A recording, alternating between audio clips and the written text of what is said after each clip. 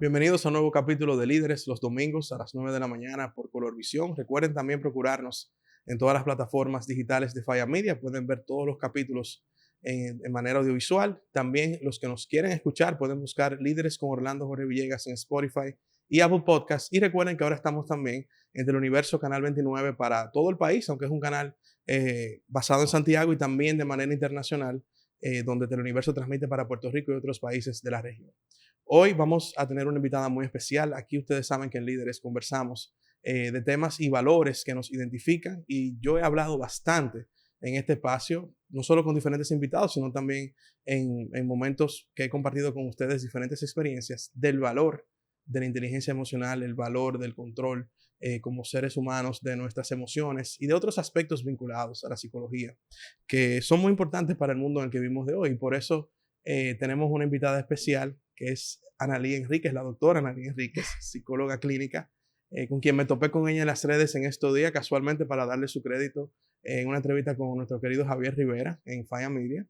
Y la verdad que vi una gran parte de esa entrevista y me honra poder compartir contigo aquí en Líderes hoy. Muchas gracias por acompañarnos. Muchas gracias a ti por la invitación.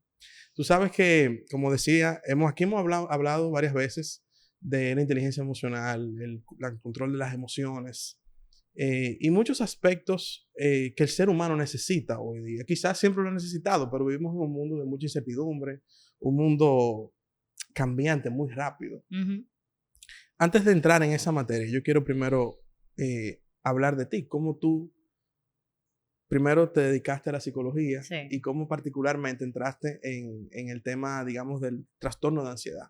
Para los que la han visto en sus redes, es Ansiológica RD, donde ella habla de diferentes aspectos del trastorno de ansiedad. Pero me da curiosidad, ¿cómo caíste tú en ese aspecto para dedicarte profesionalmente a eso? Bueno, siempre me interesó el tema de la ansiedad porque yo soy ansiosa y siempre lo supe desde adolescente, que la ansiedad siempre me acompañó. Entonces, he trabajado en mi ansiedad desde que entré a la carrera de psicología. Yo entré a psicoterapia desde mi primer año de licenciatura y comencé a trabajar con la demanda de ansiedad desde ese entonces. Y tengo desde este primer año de psicología de la licenciatura trabajando ansiedad en psicoterapia. Entonces, como he desarrollado herramientas y he hecho un camino de recuperación clínica y recuperación personal con el tema de la ansiedad, pues entonces yo he querido acompañar a otros enseñando lo que me ha funcionado a mí, y luego me formé académicamente en un máster en ansiedad para entonces complementar ese camino de recuperación personal y acompañar a otras personas a decirle como, cónchale, hay esperanza para que tú puedas vivir una vida tranquila y una vida en paz. Tú dijiste que te motivó esto porque vives temas de ansiedad o vivías. Sí. Ahora te pregunto, ¿qué ser humano no tiene ansiedad? O sea, todo el mundo tiene ansiedad porque la ansiedad es una emoción, ¿ok? Y las emociones evolutivamente las tenemos por una razón específica. Ahora, tenemos la ansiedad que es normal, que es una ansiedad que necesitamos para poder sobrevivir. Ahora, tenemos las personas que tenemos ansiedad, a mí no me gusta decir patológica, pero es una ansiedad que es desproporcionada y que puede llegar a rayar en lo trastornado, que es esta ansiedad de, yo tengo una ansiedad incapacitante que daña mi funcionalidad y mi estabilidad emocional. Entonces, esa ansiedad es a la que yo me refiero de, yo tengo ansiedad, yo sufro ansiedad, y esta ansiedad requiere una recuperación clínica. Es esa ansiedad desproporcionada de, yo tengo fobia, yo tengo pánico, yo tengo ansiedad generalizada, yo tengo TOC. ¿Qué es eso? Trastorno obsesivo compulsivo. En ese aspecto, hoy vivimos en un mundo muy rápido, muy acelerado, muy, sí, incierto. Hoy, el mundo de hoy es un mundo incierto, porque un día es una cosa, mañana es otra, no sabemos si mañana hay una guerra, si hay una crisis, si hay una situación. ¿Cómo tú has podido ver que específicamente lo que tú mencionaste, o sea, el trastorno de ansiedad, lo que se vuelve ya patológico, ha incrementado quizá en la sociedad dominicana o en otros lugares del mundo? En el mundo ha incrementado. O sea, los estudios dicen que desde los 90 han incrementado los trastornos de ansiedad en un 50%. O sea, definitivamente hay más ansiedad. Sí es cierto que la ansiedad ha existido desde siempre, porque la angustia y el sufrimiento ha existido desde siempre, Ha existido desde siempre, pero le hemos puesto nombre como ansiedad como alrededor desde los 80, porque el DSM le puso trastorno de ansiedad como nombre ya, como patología, desde los 80. Pero siempre ha existido la ansiedad. Ahora, de que somos más ansiosos y la generación de ahora es más ansiosa, eso también es cierto. O sea, han sido las dos cosas. Le hemos puesto nombre y también somos más ansiosos. Porque verdaderamente hay más incertidumbre y somos menos tolerantes a la incertidumbre. Eso es bueno. O sea, el ser menos tolerante a la incertidumbre. Cuando quizá la pregunta no era correcta, decir era bueno. Pero ¿qué tanto refleja de esta generación esa intolerancia a la incertidumbre? Bueno, a ver, me gustó la pregunta de si es bueno o no es bueno. No me gusta juzgarlo de si bueno o malo, pero es más conveniente ser tolerante a la incertidumbre. Porque realmente el futuro es incierto. O sea, hay poca certeza y es mejor tolerar cierta incertidumbre, porque esa búsqueda constante de certeza, esa búsqueda constante de control, de saber qué va a pasar, es peor. O sea, puede causarte más ansiedad en vez de más alivio. Entonces, es mejor tolerar cierta incertidumbre y vivir con preguntas. Y vivir tranquilo con preguntas. Es mejor. Es interesante porque, mira, yo he tomado decisiones en mi vida bastante arriesgadas para mucha gente. Quizá para mí no. Yo tengo quizás un instinto natural a arriesgarme. Desde muy joven siempre fue así. Pero, por ejemplo, he notado que en decisiones que he tomado y que las he comentado con amigos, con familiares, siempre viene ese instinto de intolerancia a la incertidumbre. Ay, pero ¿y tú vas a dejar eso? Pero tú estás bien ahí, tú estás seguro en eso. Y yo, pero me voy a quedar con la duda. Yo me voy a tirar. Y si me jodí, me jodí. Y si no, bueno, me fue bien. ¿Por qué el ser humano tiene como ese instinto tan arraigado a lo seguro, a la certeza, a no dar ese paso arriesgado? Que bueno, es verdad que te puedes fuñir, pero ¿y si no? O sea, pero ¿por qué el ser humano? A mí me choca, para serte sincero, y sobre todo en la sociedad dominicana, que el fenómeno de ser estable es como necesario aquí en el país. O sea, eh, no sé, me choca eso bastante. Tú dices que tú tomas riesgos. Sí. Yo soy arrestado, me la juego, de verdad. He caído parado algunas veces y otras no he caído parado, porque esa es la verdad. Tampoco no es que yo me he tirado y siempre caigo parado, pero me he tirado. Mira, tenemos una tendencia a pensar en el peor escenario. ¿Ok? Tenemos una tendencia a pensar en negativo. Eso es normal. ¿Por qué? Porque tenemos por supervivencia que pensar en lo peor que puede pasar para poder cuidarnos. Porque si pensábamos en lo mejor que puede pasar, podíamos fullirnos. ¿Ok? Entonces, si, por ejemplo, estábamos en un bosque, teníamos que pensar en todas las cosas malas que podían pasar, todos los depredadores que podían venir, todas las vallas que eran venenosas, porque teníamos que sobrevivir. Pero si yo podía pensarme en todas las flores que eran buenas, en todo lo bueno que podía pasar, en el sol que me estaba dando en la cara, yo podía morirme. ¿Ok? Entonces yo tengo que pensar en prever las cosas que podían pasar mal. Mi cerebro está wired, como yo Sí, digo, está seteado, está organizado, está seteado. Ujú. seteado para cuidarme y para protegerme, para que yo sobreviva, no para que yo sea feliz. ¿Ok? Por eso tenemos esta tendencia a pensar en lo peor que puede pasar. Por eso es más fácil que yo me quede en lo familiar a que yo tome un riesgo. Pero eso, ¿y o sea, cómo se puede, cómo podemos cambiar? Porque yo te digo que eso es algo cultural que yo lo considero a veces hasta peligroso. O sea, tanto deseo de estabilidad y tú no explorar algo nuevo, no explorar una posibilidad que quizás tú la tienes al frente, claro, es arriesgada, pero tienes que tomarlo. O sea, a mí te lo digo con sinceridad, me preocupa que en la sociedad dominicana el fenómeno, cuando digo un fenómeno lo digo porque es algo muy común, generalizado, de estar estable, puede incluso limitar esta sociedad en sentido productivo, en sentido hasta emocional, en sentido personal. ¿Cómo uno puede cambiar un poco eso? Bueno, lo primero es reconocer que yo en automático estoy tomando el camino familiar. Y decir, ok, yo en automático me estoy agarrando. Y luego pensar en frío. Y en frío decir, ok, no es tan peligroso yo tomar un riesgo. Y pensarlo de manera racional. Y comenzar a desbaratar ese peor escenario. Decir, ok, ¿qué es lo peor que puede pasar si yo tomo este riesgo? Y hacerme esta pregunta. Y aclarar el peor escenario. Y decir, ok, ¿qué tan probable es que pase esto peor? ¿Qué tan terrible sería que pase esto peor? ¿Qué tan intolerable sería que pase esto peor? ¿Y qué tanto yo podría resolver o salir de abajo de la patana si pasa lo peor que puede pasar? O yo podría decatastrofizar, decir, ok, yo pienso que puede pasar esta catástrofe si yo me lanzo por el barranco. ¿Qué sería lo mejor que puede pasar si yo lo hago? O sea, pensar en el escenario contrario. ¿Y qué sería lo más probable que pase? Porque muchas veces yo me voy a lo peor que puede pasar y por eso yo me agarro. Y por eso yo no tomo el riesgo. Pero tal vez hay un escenario más probable y no un escenario peor. Eso Entonces, es, y pasa muchas veces eso. entonces yo me siento en frío a hacerme esas preguntas que yo te acabo de decir y probablemente eso me aclare el panorama y me ayude a tomar el paso. Yo vi un reel tuyo donde tú explicabas que parte del trastorno de ansiedad es esa fobia a el que va a pasar, pero en negativo. Y como que tú te pones a pensar más para adelante de lo que realmente puede pasar y te hace 10 películas en la cabeza y al final tú te quedas como que no voy a hacer nada. Eso que es natural, como tú decías, por el instinto de supervivencia del ser humano. Sin embargo, como te decía, limita al ser humano. ¿Cómo tú, no voy a entrar en detalle de tus consultas, obviamente, pero cómo tú logras a un paciente o a alguien que tenga esa fobia de un futuro incierto, vamos a llamarlo así, de lograr quizás en un proceso de que invierta ese tipo de pensamiento? Tú dices las personas que están paralizadas por el miedo. Sí, porque se ponen a hacer películas en la cabeza de algo que ni, como tú dices, a veces ni pasa, a veces es todo lo contrario.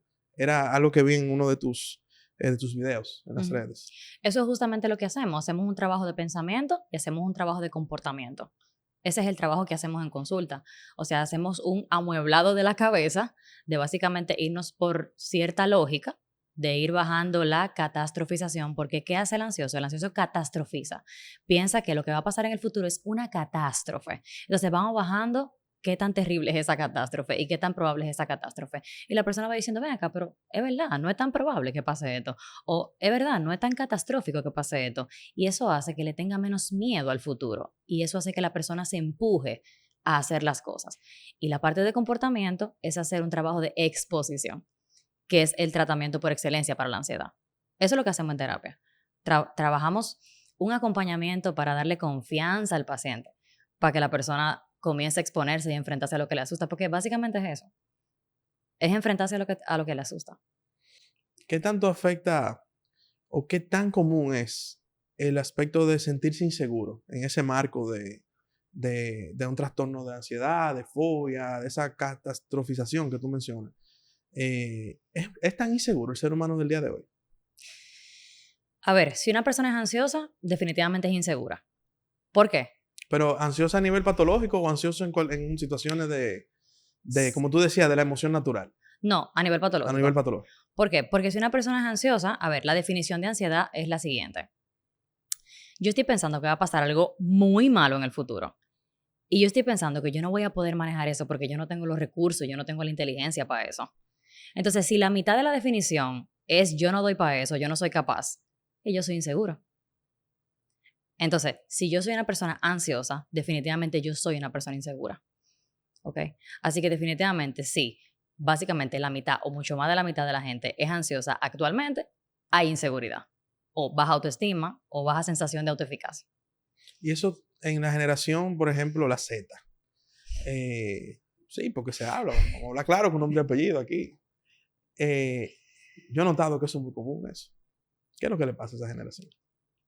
Tú sabes que la crianza tiene mucho que ver. Padres ansiosos crean hijos ansiosos. Y padres sobreprotectores crean hijos ansiosos.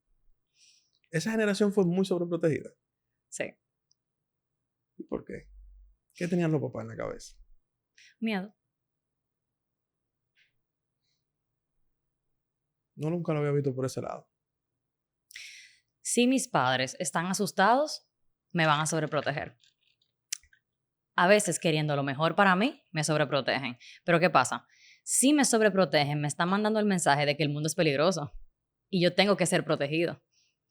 Y si mis padres son ansiosos, entonces yo tengo que aprender que yo también tengo que estar ansioso. Porque si mi mamá y mi papá, que son gente adulta, que tienen recursos, están asustados, pues entonces yo tengo que estar peor. Complicado ese tema. Sí. el internet, toda esta información, todo este bombardeo que tenemos en el mundo de hoy, ¿qué tanto afecta y promueve esta ansiedad en las personas? Bastante, bastante. La sobreinformación, principalmente noticias, amenazas, peligros constantes, y las noticias te lo ponen todo peor, tú sabes. La cosa anda mal, pero las noticias te lo ponen muchísimo peor y te lo filtran como que te ponen lo que está más mal en el titular. Entonces tú estás constantemente expuesto a la parte negativa, tomando en cuenta que todo el que publica sabe que tiene que publicar lo negativo para poder engancharte en la publicación. Entonces, tú no eliges, tú no eliges exactamente lo que tú ves en redes sociales, te salen las cosas. Entonces tú estás constantemente scrolling, viendo cosas negativas y tú estás sobreinformado. Además de, esto es la información, pero también tenemos la parte de la comparación social con millones de personas, que eso no existía antes, en la Es, palma de tu mano. eso de la comparación social, ¿qué, qué tanto daño tú entiendes que está haciendo ahora? Uf, yo creo que es la cantidad de gente con la que tú te comparas, que antes no existía toda esa gente con la que tú te comparas, porque, a ver, tú tenías espacios tradicionales sociales, que la iglesia, que la comunidad, tú no tenías millones y millones y millones de personas. Y segundo, tú tienes un filtrado de la vida del otro. Tú tienes el perfil de la persona, que esa persona eligió que tú vieras esa vida específicamente. Tú me estás enseñando específicamente lo que tú quieres que yo vea de tu vida. Y es lo bueno. Tu boda, tus éxitos, tu LinkedIn, tus títulos. Pero yo no estoy viendo el proceso, yo no estoy viendo el caos, yo no estoy viendo la parte de atrás, yo no estoy escuchándote peleando con tu esposa, yo no estoy escuchando ese tipo de cosas. Yo estoy viendo solamente la parte buena y yo me estoy comparando con eso, pero yo sí estoy viendo el caos mío. Entonces eso lo está haciendo peor todavía. Tú sabes que yo he notado que parte de la juventud, en sentido general, como tú dices, los modelos de éxito de hoy son, hay un amigo mío que le dice modelo de éxito microondas, pero es por la percepción que se tiene de eso que tú dices. O sea, ya yo vi que fulano, bueno, ya era un verdugo, pero no vi que él guayó la yuca, no vi que él fracasó 3 veces, no vi que se arriesgó 4, cayó parado 2 y 2 se jodió.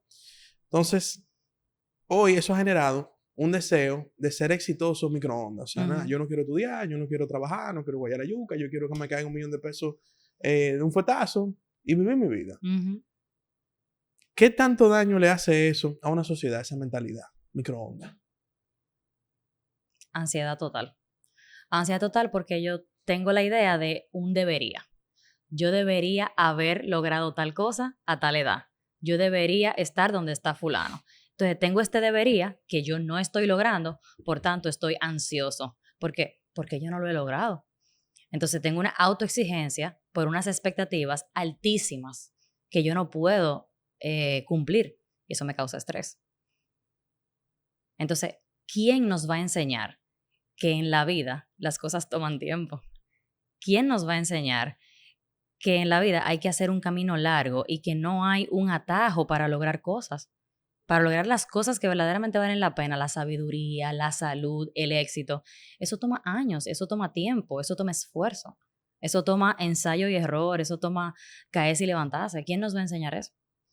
¿Tú entiendes que aquí la educación pública, por ejemplo, debería asumir estos temas en la educación de los niños desde pequeños?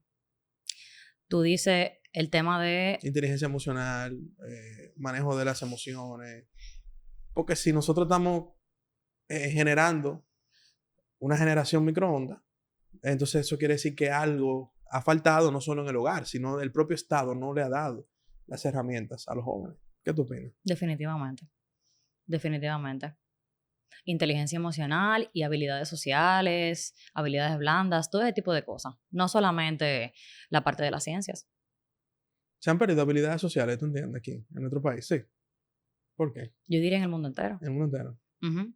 Yo creo que a pesar de estar más conectados y tener redes sociales, hemos perdido habilidades sociales justamente por eso, por la falta de conexión física. Eh, de hecho, en mi consulta yo he visto las generaciones más jóvenes tienen menos habilidades sociales. que las generaciones más viejas que yo tengo en consulta. Eso por estar hiperconectado, por me imagino. No sé si ya esa generación socializa como otras. Yo recuerdo que yo di clase una vez en una universidad y por un tema de entender un poco la lógica de esa generación, una generación más joven que yo decía, bueno, ¿y qué se hace ahora un viernes en la noche, un sábado en la noche? No, la mayoría respondió que era ver Netflix en la casa, literal. Que si hubiese pasado en un momento de mi generación de universidad, te hubiesen dicho, no, lo que queremos el profesor se acabe para irnos para la calle. Ajá. Entonces, sí, yo no quiero decir que es raro, pero esa ausencia de socializar Exposición social. te genera un efecto después peligroso. Entiendo yo. A mí también me preocupa aquí en el país la agresividad que hay en la calle. ¿Qué tú opinas de eso? Me han preguntado mucho eso a los Sí, programas que yo voy. sí. Sí. Bueno, pero es que algo latente en la calle, hay mucha agresividad de la Sí, gente. la gente anda, o sea, al menos en el tráfico, la gente anda a la defensiva. Irritable. Tú sabes que la irritabilidad y la ira esconde otras emociones. Mucha gente esconde tristeza, decepción, culpa, vergüenza, entre otras emociones que no se permite sentir o no entiende que está sintiendo detrás del pique y detrás de la irritabilidad. Eso puede estar pasando. Yo le comentaba a uno de los funcionarios del área de tránsito en el país que el problema del tránsito no es solamente un tema de tapones y de llegar a tal sitio, es la ansiedad, el desencanto emocional, el pique que te genera, o sea, emocionalmente, el problema del tránsito en el país es algo psicológico.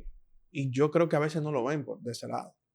Porque la cuerda que tú coges en un tapón, el pique que tú coges, la desesperación, la ansiedad que te dan, tú obviamente llegas al lugar donde estás, incómodo, de mal humor, y quién sabe después si te quedaste el día entero de esa manera. Uh-huh.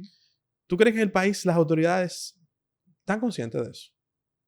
Claro. Yo creo que mira, de hecho, tú hablaste de otras emociones que están detrás. Tú hablaste de desencanto, hablaste de ansiedad y definitivamente eso está detrás de esa irritabilidad. El pique está, pero hay otras emociones que están detrás que hacen que tú llegues quillado. Y hay un tema de aceptación. Las autoridades lo saben, claro que sí. Hay cosas que se salen de las manos y no pueden manejar o pueden manejar y no quieren manejar. Eso es otra cosa. Pero ya dentro del individuo, hablando ya de la parte terapéutica y manejo emocional, las cosas que no puedes cambiar, lo que hay que trabajar es una aceptación radical. Como por ejemplo, con el tema del tráfico. Dame un ejemplo. O sea, el tráfico muchas veces nos molesta porque no podemos cambiarlo, pero queremos cambiarlo. El tráfico no debería ser así. La gente no debería irse en rojo. Este tapón no debería estar así. Yo debería llegar a mi lugar a tiempo porque este país debería ser diferente. Esto no debería ser así. O sea, esas reglas que no se están cumpliendo y yo me estoy dando cuenta que mi ciudad es de una manera, todo el tiempo me está dando evidencia de que mi ciudad es una manera y yo insisto en que mi ciudad debería ser diferente, pues entonces ya el cambio de la aceptación radical tengo que hacerla yo. De decir, ya, o sea, mi ciudad es así y yo soy el que tengo que adaptarme a mi ciudad. No más que yo tenga las herramientas, la fuerza psicológica y los recursos para yo ser activista y cambiarlo. Pero si yo no tengo ni la fuerza emocional para hacer actividad, ni los recursos para yo cambiar, pues entonces a mí me queda aceptarlo y adaptarme por mi paz mental. ¿Cómo uno identifica cuáles síntomas tú puedes decir que te identifican un nivel de ansiedad patológica? Cambios en la funcionalidad diaria, inestabilidad, intensidad y nivel de sufrimiento, frecuencia de niveles altos de ansiedad o pánico y desproporcionalidad. O sea, mis niveles de ansiedad o ataques de pánico son demasiado frecuentes, me dan diario, me dan interdiario, son muy, muy intensos, o sea, es muy desproporcional la ansiedad que me está dando, o sea, cualquier cosita o un estímulo demasiado pequeño un pruebín que no significa nada para mi nota final, o una cucaracha, una cosa que no implica un peligro para mi bienestar o para mi futuro o para mi presente, me desata una ansiedad demasiado elevada que me cansa o que me hace daño o que daña mi funcionalidad. Eso significa probablemente patología o que yo debería buscar ayuda. Inestabilidad. Y cuando hablo de funcionalidad es que me está afectando en mi trabajo, está afectando mis relaciones, está afectando mi vida académica, mis sueños, mi alimentación y mis hábitos. ¿Qué tan ligada está la alimentación a la ansiedad? Mira, a mí no me gusta hablar de comer por ansiedad. ¿Por qué? Porque realmente el estado de ansiedad es un fight or flight. Y ese fight or flight realmente te tranca el estómago. Porque es un estado de estrés en el que tú no estás en comer. Tú estás en luchar o huir. Pero realmente se come por angustia o tensión emocional. Eso sí es cierto. Lo que pasa es que le llamamos ansiedad a cualquier tipo de... Yo no sé nombrar esto que me está pasando. Y yo tengo una sensación emocional que me está atormentando y yo necesito anestesiarla con algo que me haga sentir alivio, dopamina, placer y me haga sentir bien. Y la comida está accesible, la comida es un alivio rápido y es bastante efectivo. Entonces, yo voy a comer. Pero entonces mejor es llamarlo eso o una... ¿Cómo fue que usaste? Tensión emocional. Tensión, angustia. Uh-huh. No necesariamente es ansiedad. No necesariamente ese sentimiento no necesariamente es lo que le llamamos ansiedad clínica. Eso es interesante. Porque se ha cualquierizado el término ansiedad, uh-huh, sí. ¿verdad? Asimismo también, por ejemplo, ¿cómo tú distingues?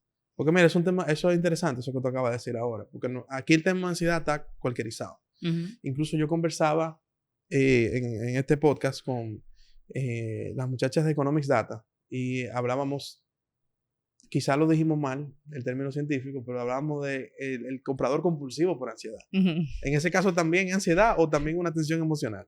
El que comprador compulsivo, por ejemplo.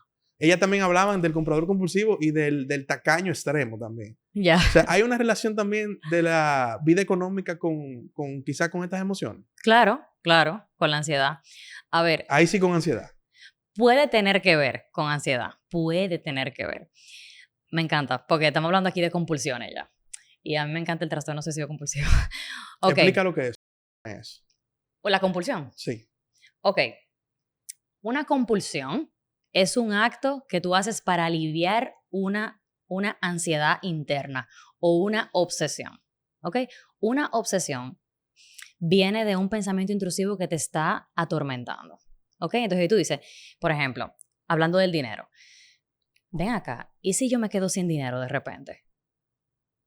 Te viene ese pensamiento intrusivo y tú lo conviertes en una obsesión diciendo, ven acá, pero si me vino a la cabeza ese pensamiento es porque es posible que yo me quede sin dinero en algún momento en mi vida. Déjame yo no gastar. Entonces tú te agarras y tú más nunca gastas nada y tú cortas tu tarjeta de crédito, tú haces un presupuesto, tú no gastas en nada, tú de repente dejas de comer. O sea, compulsivamente tú haces ese tipo de cosas. Eso puede pasar. Pero hay que evaluarlo, o sea, un profesional de la salud mental tiene que evaluar que ese corte de gasto es una compulsión. Y que ese constantemente hacer presupuesto y tener tu Excel abierto es una compulsión. Eso hay que evaluarlo por un clínico, porque no necesariamente es algo funcional. Porque hay veces que tener tu Excel es funcional, pero muchas veces compulsivamente tú estás todos los días entrando a tu cuenta para ver cada vez que bajan 1,000 pesos, cada vez que bajan 500 pesos. O sea... Eso también puede ser compulsivo. Hay mucha gente así. Sí. Y después tú ves en tu celular que tú le dedicas 1 hora y media al app del VHD y al app del Popular. Eso también puede pasar. Entonces, ese trastorno, el trastorno, o sea, tú me explicaste lo que es una compulsión. Uh-huh. El trastorno el trastorno obsesivo compulsivo. ¿Consiste en eso mismo o tiene una dimensión más profunda? Mucho más profunda. Hay diferentes tipos de trastorno obsesivo-compulsivo. Hay subtipos, ¿ok? Mira, eso es un trastorno dificilísimo de entender. O sea, ahora que yo estoy viniendo a entenderlo mucho mejor. Y mira que yo tengo años estudiando trastornos de ansiedad. tiene que ver con pensamientos intrusivos. Todos tenemos pensamientos intrusivos. O sea, un pensamiento que te viene a la cabeza, que tú no sabes por qué te vino a la cabeza y te da miedo ese pensamiento. Ven acá, ¿y si en este momento yo me dan ganas de matar a una gente? ¿Y si yo en el elevado de repente me desvío y me tiro por ahí? ¿Y si yo le dije algo a fulanito y yo no me di cuenta y fulanito está quillado conmigo? ¿Y si yo en el futuro no tengo a nadie que me cuide cuando yo me enferme? O sea, son una serie de pensamientos que tú dices, pero ven acá. No van con mis valores, no van con mis principios, no van con mis objetivos, o me dan miedo pensar ese tipo de cosas. Entonces yo me obsesiono con que me vino ese pensamiento a la cabeza y yo hago cosas para aliviarlos. ¿Cuáles son las obsesiones que la gente conoce? ¿Y si yo toqué eso y eso está infectado? Esas son las que la gente conoce. El OCD de gérmenes y de cosas. ¿Y si yo toqué eso y está infectado? Ah, no, pero déjame lavarme la mano porque yo no sé. O, ¿y si mi mamá se muere? Porque yo no organicé eso. Déjame yo organizarlo. Porque si yo no lo organizo, mi mamá se va a morir. Entonces, tengo que hacer ese acto obligado. Siento que lo tengo que hacer porque si no lo hago, ¿y si yo dejé la estufa prendida? Yo tengo que devolverme ahora mismo porque si me vino a la cabeza es porque yo la dejé prendida. Esos son los OCD que la gente conoce, pero es mucho más profundo de ahí. Y la base es ansiosa. Mira, a veces por ejemplo, un OCD, no le da la importancia a veces que amerita. La gente a veces lo ve como algo, nada, tú eres así y ya. ¿Cómo uno identifica cuándo eso hay que tratarse? ¿Cuándo hay que tratarlo? Cuando afecta tu funcionalidad. O sea, cuando ya es difícil identificar una compulsión porque tú a veces piensas Que es algo normal. que es algo normal, que son útiles o que te están ayudando. Pero si yo tengo que salir de aquí ahora mismo para coger para mi casa, a apagar una estufa que está apagada, y yo tenía algo después de esta entrevista, pues entonces yo digo, espérate, hay algo mal. O si yo veo que yo me estoy lavando la mano 10 veces, hay algo mal por haber tocado esto. Porque no es lo mismo que yo metí la mano en el basurero para buscar una cosa. Porque eso no es funcional. ¿Cómo está afectando? ¿Tú te has encontrado con casos donde, por ejemplo, ese tipo de trastornos de ansiedad estén afectando parejas, quizá matrimonio, o sea, la vida de hogar? ¿Te has encontrado con muchos casos, sí? Sí. Bueno, OCD, hay una cosa que se llama Relationship OCD. O Relationships OCD, que tiene que ver con las relaciones.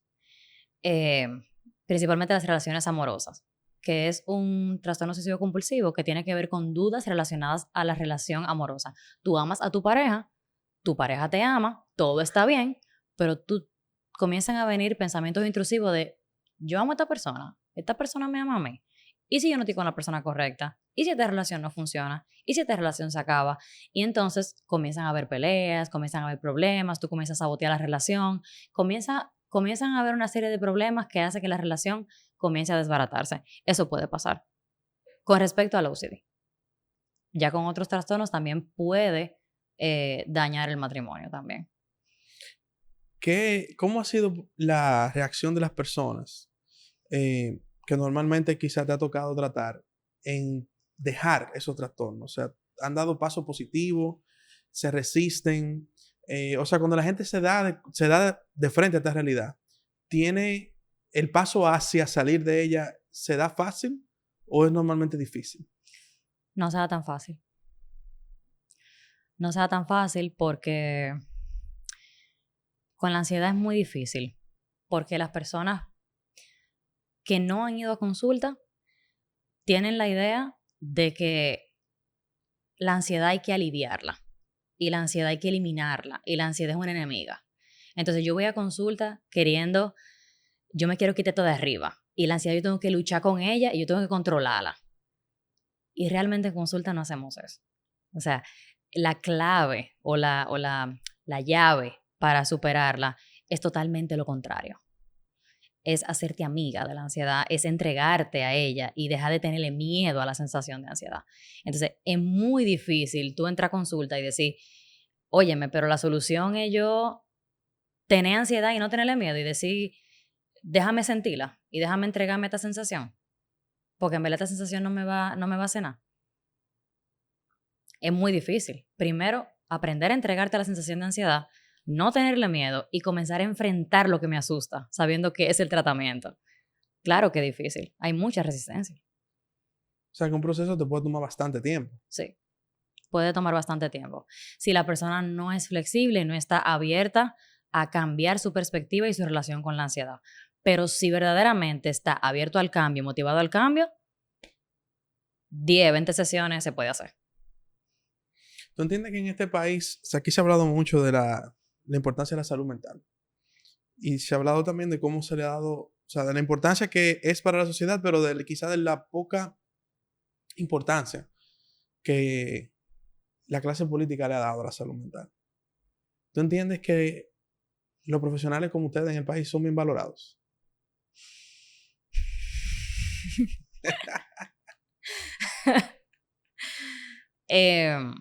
Ha cambiado con el tiempo. Sí. Ha cambiado con el tiempo. Em, no sé exactamente la clase política, pero el público nos ha ido valorando un poco más. Nos ha ido valorando un poco más. Con el tiempo ha ido cambiando y también yo tengo la esperanza de que con el tiempo va a seguir cambiando más. Pero todavía no es como nosotros, los psicólogos y los psiquiatras, esperamos que sea. La visión que tenemos nosotros de la importancia de la salud mental no es la visión que tiene el público ni la clase política. No se le da la importancia que nosotros tenemos en la cabeza. Es importante porque mucha gente, me incluyo, hemos abogado por eso. Porque aquí se prioriza la salud mental. Porque, por ejemplo, quizás los que están aquí trabajando en esta grabación pueden tener acceso a una consulta contigo, pero hay gente de escasos recursos que quizás no tienen acceso a una consulta con un especialista, vamos a ponerlo así, de salud mental. Y me preocupa en muchos barrios del país y zonas vulnerables, la cantidad de personas que hay con problemas de salud mental. Sí. O sea, la gente no se lo imagina. La gente a veces cree que es, entre comillas, el loco que tú ves en la calle o, en fin, una situación particular, pero me preocupa la cantidad de casos de salud mental que hay en las zonas vulnerables del país, que quizá no tienen acceso a una doctora como tú, ni a otros colegas tuyos. Eso es complicado, eso. Ahora, bueno, cosa que no había antes, en muchos hospitales hay unidades de intervención en crisis y existen psicólogos en los hospitales ya. Y no podemos decir que esos psicólogos son malos realmente. Aquí hay muy buenos psicólogos en los hospitales públicos. Y hay unidades de intervención en crisis también en los hospitales públicos. Eso es bueno saberlo. Sí. Se le llaman UICs. Unidades de intervención en crisis. De intervención en crisis. En los hospitales públicos. Y hay líneas de ayuda también en varias ONG. Mira, es interesante ese dato. No conocía eso de los hospitales. O sea que es un paso de avance eso. Sí. ¿Te dio a ti alguna vez la curiosidad de desarrollar esta profesión fuera del país? ¿Tú dices ejercer fuera? Ejercer fuera, sí. ¿Tú no. estudiaste fuera? Sí, yo estudié fuera. ¿Dónde estudiaste? Yo estudié en Escocia una primera maestría en salud mental global. Se parece más o menos a la salud pública, lo que yo estudié allá en Escocia. Y estudié en Valencia psicoterapia y la maestría en ansiedad. Yo pensé en trabajar en la parte de salud pública fuera de aquí. Eso sí lo pensé. Pero ya la parte de intervención clínica siempre lo visualicé aquí. Aquí. Mira, eso es importante que tú acabas de decir, tu dometría, porque a veces la gente quizás te ve en las redes y dice, bueno, ella sabe su asunto, pero no sabe que tú guayaste tu yuca con cuántos títulos tú tienes. 3 o 4. Mi licenciatura y 3 maestrías. Y 3 maestrías. O sea, tu licenciatura y 3 maestrías. Miren lo que hay que hacer, señores, para poder consultar en este tipo de... que es muy delicado. La gente a veces no lo ve. Y además, déjame preguntarte algo. Hay mucha gente en las redes hablando disparate de esto. Queriendo hacerse pasar por especialista. Por especialista, probablemente. Sí. Hay gente que engaña. Claro que sí. Es que en redes cualquiera puede decir lo que sea. ¿Qué problema es ese? Pero también hay muy buenos psicólogos en redes sociales. Sí, no, claro. Pero lo que te digo es, por ejemplo, que quizá la gente te ve y dice, wow, mira qué bien ella habla, qué interesantes son los temas, pero desconocen que tú tuviste que guayar la yuca para llegar a donde tú estás. En la formación detrás, sí. Eso es cierto. ¿Y la licenciatura la hiciste aquí o la hiciste fuera? Aquí, Aquí, en Unive. en un nivel. Ah, mira qué interesante. Por último, ¿cómo tú crees que se puede evitar que las generaciones emergentes, los que somos padres, los que van a ser padres, eh, el mismo Estado, la sociedad, puede evitar o formar jóvenes que no le tengan miedo a la ansiedad? Ok, tú estás Porque hablando tú dijiste un término interesante ahorita, que es romper ese miedo, romper esa barrera. Aunque se oiga sencillo, se escuche sencillo, es la clave de... Ujú. para enfrentar eso. ¿Cómo podemos nosotros generar una generación que no sea tan intolerante a la incertidumbre? ¿Cómo podemos lograr eso? Tú estás hablando de prevención. Eso es interesantísimo. Porque siempre nos vamos a la intervención. Tú tienes que ir a terapia, ve a terapia. Pero la prevención es lo más importante y casi nunca le damos atención a lo que es la prevención y la promoción en la salud mental. Crianza. Cuidar la sobreprotección. Sí, nuestro trabajo como padres es proteger, pero cuidar la sobreprotección. Permitir que los niños y los adolescentes vivan la vida y enfrenten los retos, ¿ok? Que se enfrenten a la incertidumbre y que se enfrenten a cierto malestar. Y digamos que él puede con esto. ¿Por qué? Porque tienen que poder improvisar, tienen que poder sentir que son capaces de enfrentar las cosas sin nosotros, siempre y cuando entendamos que ellos pueden. Obviamente no lo podemos abandonar. ¿Por qué? Porque a partir de esos eventos y a partir de ese éxito es que ellos van a desarrollar esa confianza de yo pude hacerlo. ¿Ok? Entonces, eso desarrolla esa tolerancia al malestar y esa tolerancia a la incertidumbre y cuidar la sobreprotección. Los hábitos, cuidar ejercicio físico, alimentación y sueño. Eso es importantísimo también con el tema de la salud mental y no lo queremos ver. Queremos pensar que el tratamiento de la ansiedad o de cualquier problema de salud mental es solamente terapia. Y no es solamente terapia. El tema de los hábitos de salud física también es importante. Interesante. Yo creo que, eh, volviéndote a mi experiencia, como siempre fui una persona arriesgada, con protección o sin protección, yo creo que una de las lecciones que la vida me ha dado es precisamente de enfrentarme a situaciones atento a mí. Y cuando veo algunas personas de generaciones más jóvenes, se nota que tienen debilidades por no haber enfrentado situaciones arriesgadas, o como tú dices, dejarlos, no sobreprotegerlos. Y yo creo que ese es un reto que hay en el mundo de hoy, con las generaciones emergentes, de no sobreprotegerlos, porque entonces no van a conocer la realidad del mundo, no van a conocer la realidad de su sociedad, van a vivir en una especie de burbuja.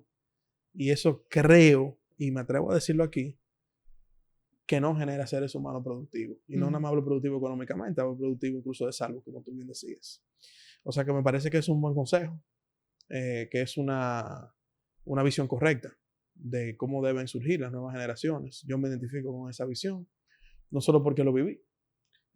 Aquí, parte del equipo que está aquí, me acompaña a veces una charla que damos en los colegios. A mí en los colegios a veces me invitan a dar charlas. Y normalmente me invitan a hablar de, qué sé yo, del mes de la patria. Pero yo no hablo de eso. Yo le hablo porque veo un grupo de jóvenes que van a graduarse y la verdad, tengo que serte sincero, le veo la cara de incertidumbre de qué carajo yo voy a hacer ahora. Sí. Y yo tengo una especie de, no un decálogo ni mucho menos, pero son puntos que yo he vivido en mi vida y se lo trato de transmitir en ese tipo de eventos.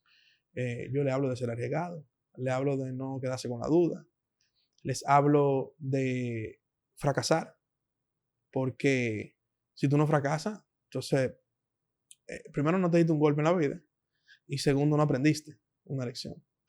Les hablo de la disciplina y le hablo de la disciplina porque quizá yo no soy, nunca he sido la persona más disciplinada desde el punto de vista de horario, pero yo les digo a ellos que yo me arrepiento de no haber sido tan disciplinado antes en mi vida. Quizás si hubiese sido más disciplinado, quizás hoy estuviese más avanzado de lo que he llegado. Y cuando hablo contigo de estos temas, le hablo de la inteligencia emocional. de aguantar atrocidades, de aguantar momentos difíciles, de la resiliencia. Es un valor muy poco quizás ejercido en el mundo y en nuestra sociedad. La gente, la capacidad de resiliencia de la gente no es común. Tú tener ese valor de afrontar adversidades. Y te digo, cada vez que doy esa charla, y aquí está Stephanie que me acompaña, te puedo decir que ellos salen diferentes de ahí. Pero no por mí, sino porque nadie le habla claro. Nadie le habla claro. O sea, como que ellos estaban en una burbuja. Y de repente yo llegué y le dije, miren, todo lo que ustedes han visto no es así. La verdad del mundo es esta y esta. Y les gusta que le hablen claro. Sí. Entonces, yo creo que hay que hablarle claro a los jóvenes también. Porque esa sobreprotección, un mareo, ¿no? A la gente hay que hablarle claro. Claro. A la gente y ya ahora con toda esta sobreinformación que hay, cualquier joven está expuesto a lo que sea. Entonces es mejor hablarle claro. Montarle la pura, como decían. Sí. Que estar en una especie de burbuja, porque esas experiencias que he tenido me he dado cuenta, le veo la cara a los jóvenes, una cara de incertidumbre, porque sí, yo aprendí aquí de historia, aprendí de matemática, aprendí de todo, pero ¿y la vida? ¿Quién me la explica? Entonces yo creo que profesionales como tú deben seguir hablando de estos temas en los medios, porque hacen falta voces que expliquen todas estas realidades que a veces la gente no la identifica, no tienen ni siquiera un conocimiento de que es un tema científico que debe tratarse, y lamentablemente perdemos grandes seres humanos, y cuando digo perdemos, no perder físicamente de vida, sino se pierden oportunidades en la vida de grandes seres humanos. Así que gracias por esta conversación. Ay, gracias a ti, de verdad. Espero que se repita y te deseo éxito en tu carrera. Muchísimas gracias. Espero que puedas seguir aportando al país en estos temas que se hablan poco, pero que hay que amplificarlo cada vez más. Muchísimas gracias por la invitación. La verdad que la conversación fue bastante profunda y bastante interesante. Muchas gracias. Esa es la idea de este espacio. Y también darle espacio a gente joven como tú que va asumiendo causas importantes en el país. Así que gracias nuevamente por estar con nosotros. Gracias a ti, un placer. A ustedes será hasta el próximo domingo aquí en Líderes.